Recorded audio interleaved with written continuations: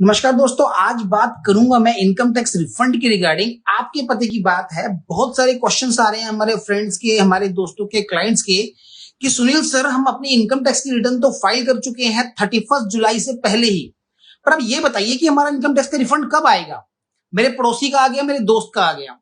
तो उस बात का जवाब देते हुए मैं ये कहना चाहूंगा कि टेक्निकली अगर बात करूं तो इनकम टैक्स डिपार्टमेंट आपका रिफंड जिस फाइनेंशियल ईयर में आप आईटीआर फाइल करते हैं उस फाइनेंशियल ईयर के एंड तक दे सकता है, और आपको उतना वेट तो करना ही पड़ेगा, वो उसकी पावर में है।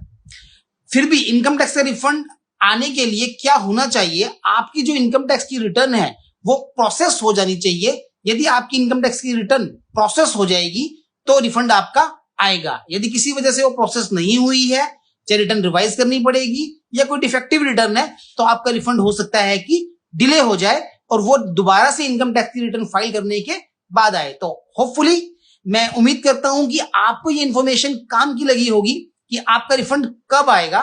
तो 1 साल का वेट कीजिए, और हो सकता है उससे पहले भी आ जाए, और उसके बाद भी कई केसेस में आता है। उसके लिए डिटेल में आपको अपनी इनकम टैक्स की रिटर्न को देखना पड़ेगा। थैंक यू, धन्यवाद।